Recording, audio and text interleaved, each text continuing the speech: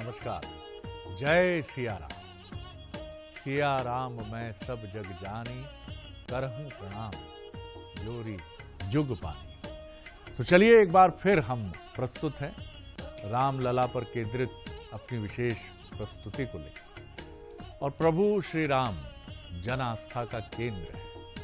प्रभु श्री राम मर्यादा पुरुषोत्तम है। बड़े भाई का क्या दायित्व है, ये अगर हम किसी से सीखते हैं तो प्रभु श्री राम से सीखते हैं। और राम दरबार और राम परिवार की ये ऐसी अद्भुत छटा है कि जहां दृष्टि डालते हम जित देखूं उत लाल। जहां भी दृष्टि जाती है तो ऐसा लगता है कि मर्यादा का एक युग साथ आगे बढ़ता चला जा रहा है। और यही वजह है कि सनातन परंपरा को मानने वाले करोड़ों करोड़ों लोगों में प्रभु श्री राम उनके हृदय में और उनके घरों में राम दरबार एक बहुत अभिन्न हिस्सा है। और एक चीज तो हम विस्मृत कर ही नहीं सकते, भूल ही नहीं सकते।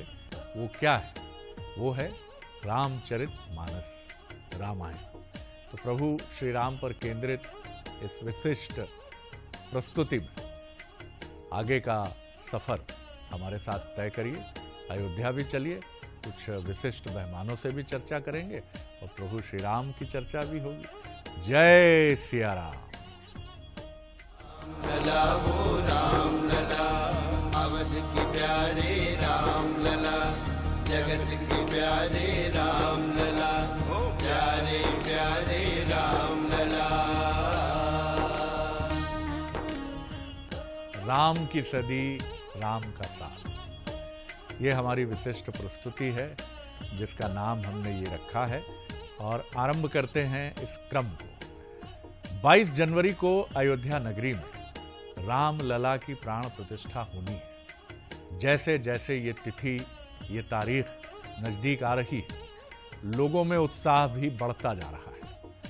तो राम का हर भक्त ये जानने को उत्सुक है कि इतने वर्षों बाद, 500 वर्षों की प्रतीक्षा के बाद बना ये श्री राम मंदिर आखिर है कैसा, इसमें क्या क्या खास है। आइए हम बताते हैं आपको कि ये मंदिर जो जन आस्था का एक अद्भुत केंद्र है, एक तीर्थ है, कैसा है आपको बताते हैं। देश की आस्था का केंद्र अयोध्या का राम मंदिर, जिसके पूरा होने का इंतजार भक्त टकटकी लगाकर कर रहे हैं। 5 सदियों के संघर्ष के बाद देश को खुशी मिली है।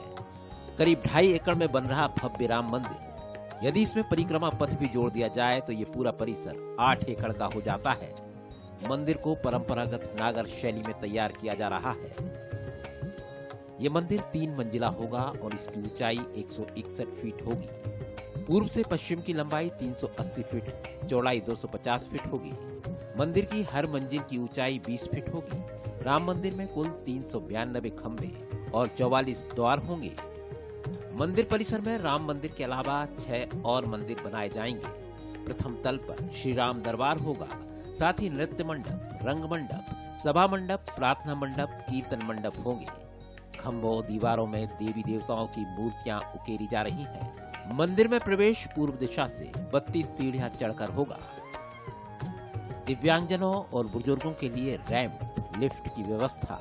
परकोटा के चारों कोनों पर मंदिर का निर्माण किया गया है, जिसमें सूर्यदेव, माँ भगवती, गणपति और भगवान शिव का मंदिर। उत्तरी भुजा में माँ अन्नपूर्णा, दक्षिणी भुजा में हनुमान मंदिर। वहीं मंदिर परिसर में महर्षि वाल्मीकि, महर्षि वशिष्ठ, महर्षि विश्वामित्र, महर्षि अगस्त्य, निषाद राज का मंदिर होगा। साथ ही माता शबरी और ऋषि पत्नी देवी अहिल्या, दक्षिण पश्चिमी भाग में जटायु प्रतिमा की स्थापना की गई है। भगवान राम का मंदिर भव्य और दिव्य बनाया जा रहा है। हर तरफ मंदिर को लेकर चर्चा है। अब तो बस उस पावन घड़ी का इंतजार है जब रामलला अपनी अयोध्या के भव्य दरबार में भक्तों को दर्शन देने विराजेंगे। आलोक राय, बंसल न्यूज, अयोध्या। देखिए, इस तरह से एक अद्भुत साज सज्जा के साथ तैयार हो रहा है अयोध्या में रामलला का ये भव्य मंदिर। 22 जनवरी को अयोध्या में भव्य राम मंदिर में श्री रामलला की प्राण प्रतिष्ठा तो होगी ही, लेकिन इस कार्यक्रम के लिए एक विशिष्ट प्रारूप का निमंत्रण पत्र तैयार किया गया।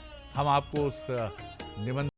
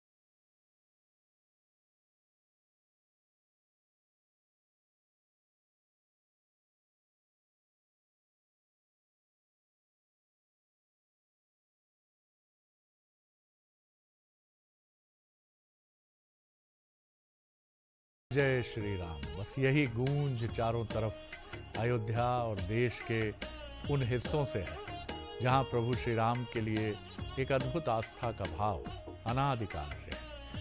आज इस कार्यक्रम में हम एक ऐसे विशिष्ट अतिथि से आपका परिचय करा रहे हैं जो उन सौभाग्यशाली आराधकों में से भी एक हैं जिन्हें बीते 3 दशकों से भी ज्यादा समय से प्रभु श्री राम की अयोध्या में सेवा का अवसर मिलता रहा है। ये हैं आचार्य सत्येंद्र दास, जो अयोध्या के इस प्रभु श्री राम के मंदिर के मुख्य पुजारी हैं और अद्भुत सेवा भाव से आगे बढ़ते रहे। पहले तो आपको बहुत प्रणाम कर रहा हूं आचार्य सत्येंद्र दास जी महाराज, आपको प्रणाम। कैसे हैं आप? जय श्री राम। जी, जय सिया राम। बस ठीक हूँ जी जी जी जी, बहुत प्रणाम। बड़ा सौभाग्य आज आप। कहाँ यहाँ कमी है, यहाँ बहुत ठीक। जी जी, बिल्कुल ठीक कहा आपने। और आज आपसे बात करने का, चर्चा करने का ये जो सुयोग्य अवसर हमको मिला है, इसके लिए हम धन्यवाद करते हैं आपका, प्रभु श्री राम का भी। जरा पुरानी स्मृतियों की तरफ चलें, जब आचार्य सत्येंद्र दास 70 और 80 के दशक में संस्कृत के प्राध्यापक थे, पढ़ाते थे संस्कृत, और उसी दौरान उनको अवसर मिला कि अयोध्या में प्रभु श्री राम का एक तरह से निमंत्रण मिलता है आचार्य सत्येंद्र दास जी महाराज को कि आइए और मंदिर में हमारी पूजा अर्चना का दायित्व संभालिए। कैसे ये अवसर मिला और कैसे याद करते हैं आप, पुरानी स्मृतियों में जाते हैं जब? जी, भगवान राम के इच्छा बिना कुछ होता ही नहीं है। जी, उनकी कृपा और उनकी इच्छा जिस पर होती है जी, उसी को इस प्रकार का अवसर मिलता है। जी, मैं समझता हूँ यह अयोध्या आने के बाद और अयोध्या के ही प्रताप से, क्योंकि अति प्रिय मोहि यहाँ के वासी, जब मैं यहाँ का निवासी बन गया तो प्रभु के लिए अति प्रिय हो गया। वाह। इसलिए उन्हीं की अति प्रियता के कारण यह हमको अवसर मिला कि मैं उनका सेवा करने का समय मिला, और यह उत्तरदायित्व बहुत ही संघर्षमय रहा। बहुत से संतों ने संघर्ष किया, भक्तों ने किया। बहुत संघर्ष के बाद यह अवसर अब है जो भव्य मंदिर बन गया है जी, और उसमें रामलला का, यही प्रभु रामलला का प्राण प्रतिष्ठा होकर स्थापना होगी। तो ये अवसर हमको उनकी कृपा से मिली। निश्चित मैं रूप से। 1 मार्च 92 को पुजारी हुआ था। जी हाँ, जी हाँ, जी। जब आप पहली बार और पुजारी हो जब जी, जब आप पहली बार पुजारी हुए यहाँ के, और वो पहली आरती का थाल आपने उठाया राघवेंद्र के सामने, राघवेंद्र सरकार के सामने, वो कैसी अनुभूति रही? रोम रोम पुलकित होगा हर्ष से कि प्रभु श्री राम के सामने पूजा का थाल लेकर आचार्य सत्येंद्र दास खड़े हैं। जी, वह अद्भुत दृश्य रहा, और वह अद्भुत दृश्य अपने आप में विलक्षण रहा कि हम जो कल्पना भी नहीं कर सकते थे, जो सोच नहीं सकते थे।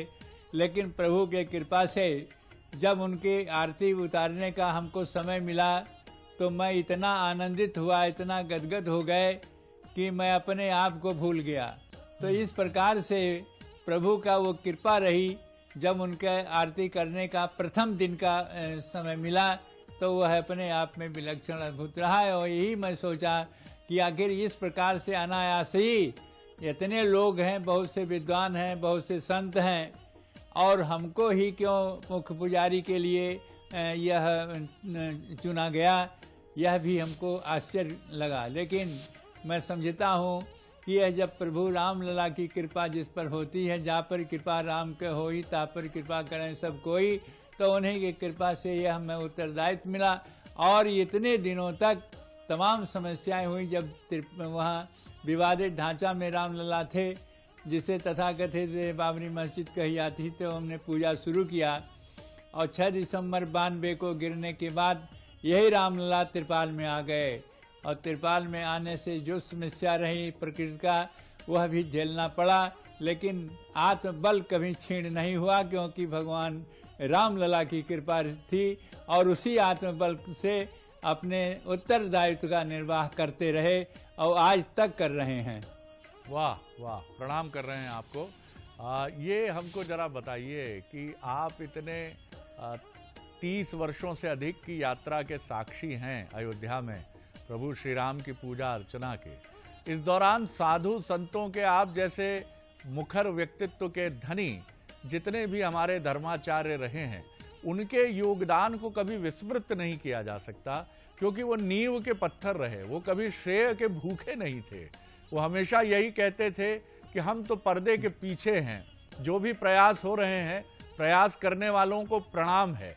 ऐसे धर्माचार्यों की मनोभावना थोड़ी हमको बताइए, जो आज प्रसन्नता से पुलकित हैं, लेकिन बीते जी जी जी जिस प्रकार से जो बड़े बड़े भवन बनते हैं उसकी नींव होती है, और नींव का ईंटा दिखाई नहीं पड़ता, पत्थर ईंटे दिखाई नहीं पड़ते हैं, लेकिन सारी जो नींव है उसी पर सारे इतने कई मंजिला भवन बन जाते हैं। उसी प्रकार से वह संतों का जो प्रारंभ में आंदोलन रहा और मांग रही, और जो उनका संघर्ष रहा, वही संतों की देन है कि इतने वर्षों के बाद संघर्ष किया और तमाम भक्तों ने बलिदान दिया।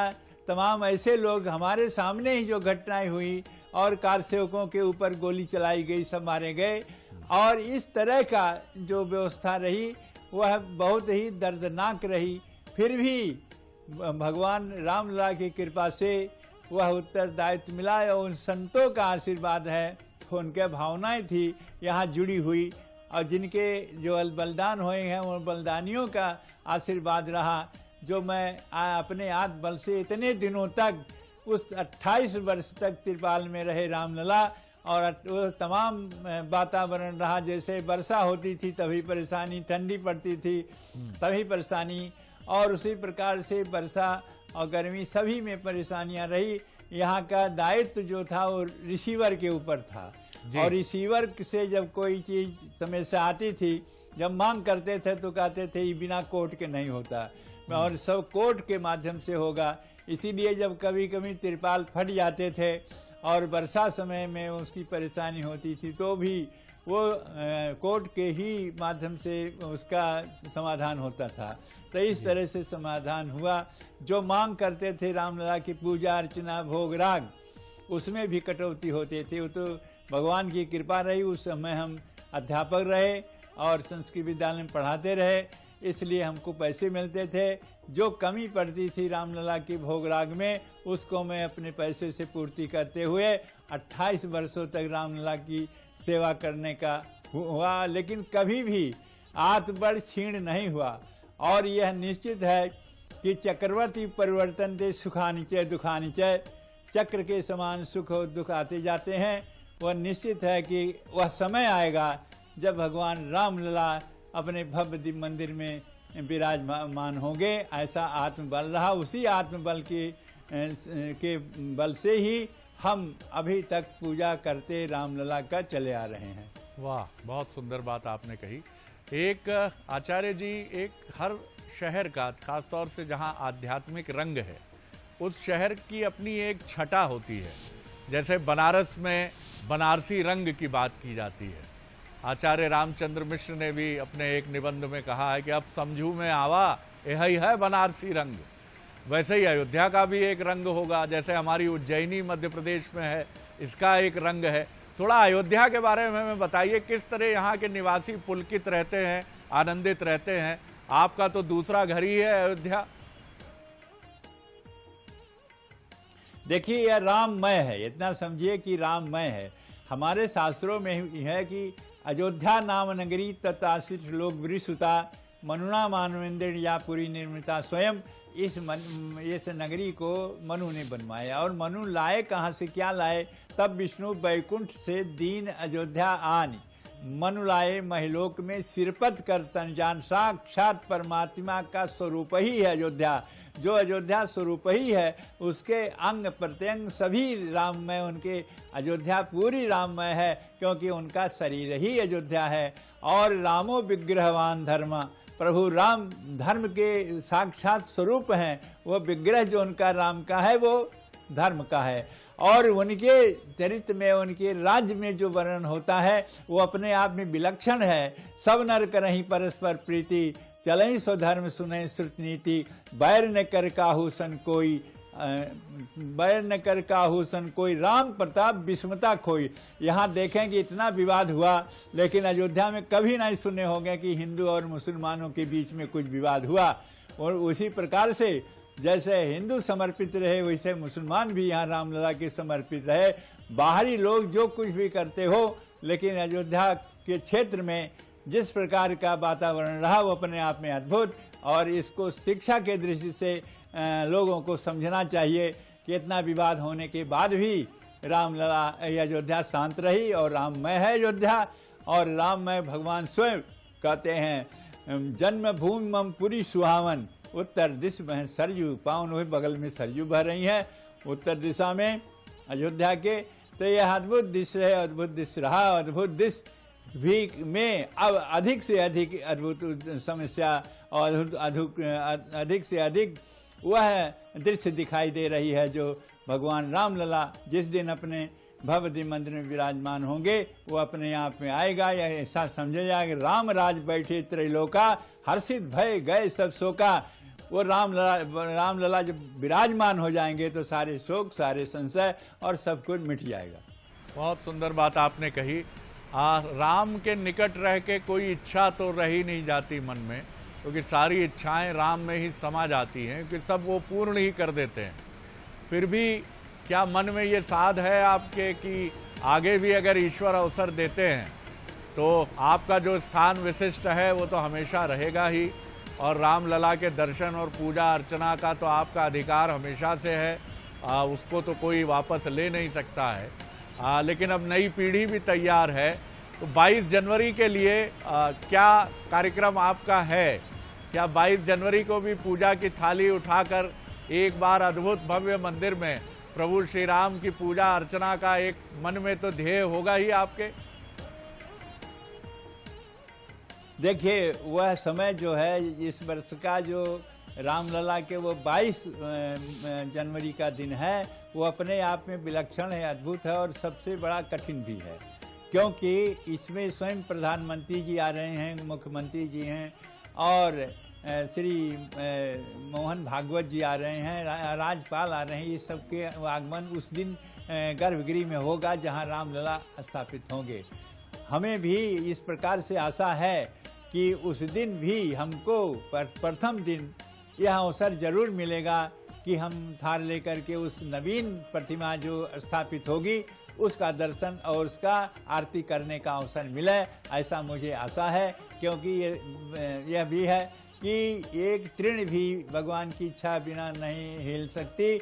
ऐसे जगह, ऐसे समय में उन्हीं की कृपा होगी। इन लोगों के साथ में यदि समय मिला तो मैं भी वहाँ साथ में रहूँगा। और वह प्रथम दिन का जो आरती होगी वो अपने आप में विलक्षण अद्भुत दृश्य देखने को मिलेगा। बिल्कुल ठीक कहा। और हम भी प्रार्थना करेंगे कि तमाम प्रतिकूलताओं के बीच, क्योंकि राम का वनवास तो 14 वर्ष का था, लेकिन कलयुग में ये 500 वर्षों का था।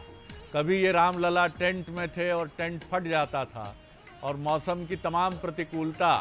खैर, राम तो हमेशा से ही सन्यासी हैं, राम को इससे फर्क नहीं पड़ता है। लेकिन ये भी हमको जरा बताइए कि नाना प्रकार से हम लोग पूजा प्रभु की करते हैं, और जो सनातन परंपरा से नहीं है वो अपनी उपासना पद्धति से पूजा करते हैं। लेकिन ये हम हमेशा सुनते हैं कि प्रभु को तो भाव का थाल सजाना चाहिए। 56 व्यंजन से कभी प्रभु प्रसन्न नहीं होते। प्रभु प्रसन्न होते हैं भाव के थाल से। जब भक्त की आंखों में आंसू हो, प्रभु का दिव्य स्वरूप आंखों में नाच रहा हो, आखिर हमारा पूजा विधान कैसा हो? आपसे बेहतर कौन बता पाएगा ये? देखिए, प्रभु स्वयं कहते हैं कि पत्रम पुष्पम फलम तोयम जद में भक्ता प्रयक्षति। तो पत्र फूल नहीं, भाव बस भगवान।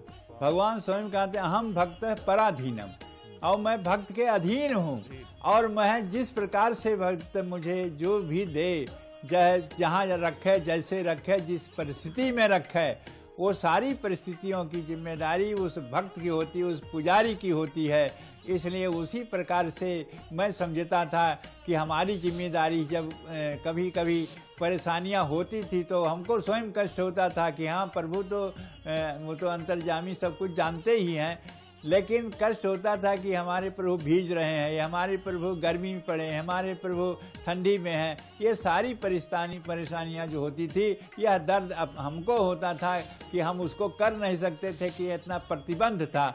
भगवान के कार्यों में यदि कोई प्रतिबंध न हो, जितना करना चाहता है भगवान उतना सब कुछ हो, तो किसी प्रकार की समस्या नहीं आ सकती। और उसे कष्ट जरूर होता है भक्त को, जिस समय भगवान की पूजा अर्चना भोग राग रख रखाव में व्यवधान पड़ता है। बिल्कुल आपने ठीक कहा। अंतिम एक संक्षिप्त उत्तर चाहूँगा कि बहुत सारे लोगों के मन में साध है कि वो अयोध्या पहुँचें और दर्शन करें, लेकिन ये संभव नहीं है, क्योंकि 22 तारीख का कार्यक्रम एक विशिष्ट अतिथियों की उपस्थिति का कार्यक्रम है।